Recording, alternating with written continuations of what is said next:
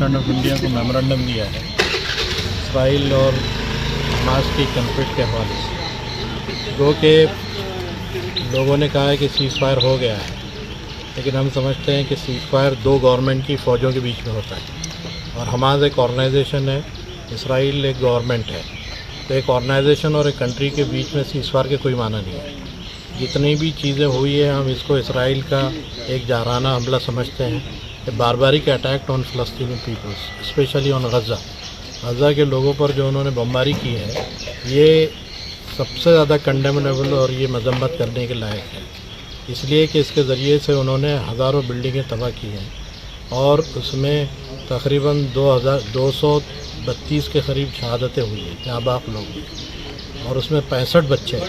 यानी you can imagine it कि 65 बच्चे किस तरह जो है 232 में से 65 बच्चे हैं, यानी उन्होंने आने वाली जनरेशन को ख़त्म करने का फ़ैसला किया। तो इसे टोटली जेनोसाइड, ये कत्ले आम है, इसको हम कत्ले आम मानते हैं। इसलिए हम प्रेसिडेंट ऑफ इंडिया से रिक्वेस्ट कर रहे हैं कि जो हमारा पुराना स्टैंड है फ़लस्तीन के ऊपर, जो गवर्नमेंट ऑफ इंडिया ने लिया है, इस स्टैंड पर कायम रहते हुए इंटरनेशनल फोरम में इसराइल के इस अटैक की मजम्मत होनी चाहिए कि ये जेनोसाइड है। It is not a conflict but it is a genocide. हम ये कहते हैं कि ये नस्ल कुशी है, ये फ़लस्तीन के बच्चों को मार कर ये बताना चाहते हैं कि हम तुम्हारी जनरेशन को भी ख़त्म कर सकते हैं।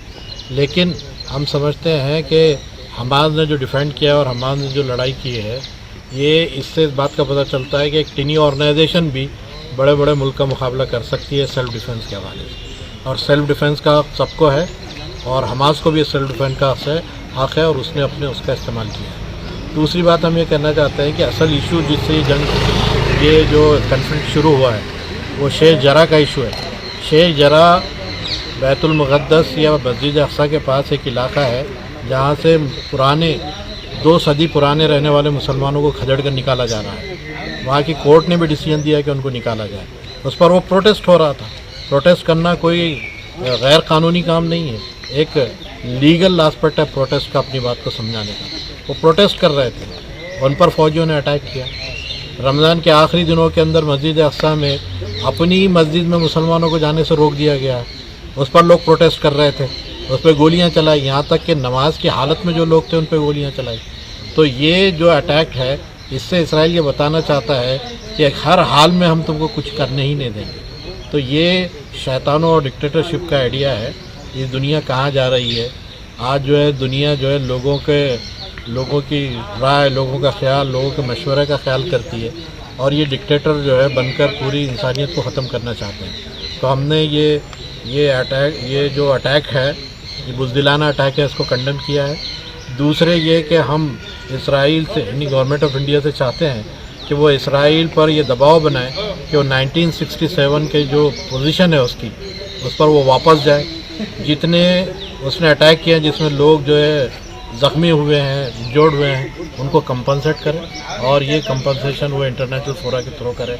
और जो ब्लॉकेट है गज़ा के अतराफ़ में, वो ब्लॉकेट ख़त्म किया जाए।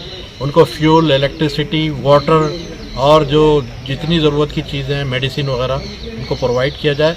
इंटरनेशनल कम्युनिटी से हम ये डिमांड करते हैं कि गज़ा को फिर से रिकन्स्ट्रक्ट होने के लिए, फिर से जो है उनकी तामीरात के लिए वो भरपूर मदद करें, स्पेशली मुस्लिम कंट्रीज़।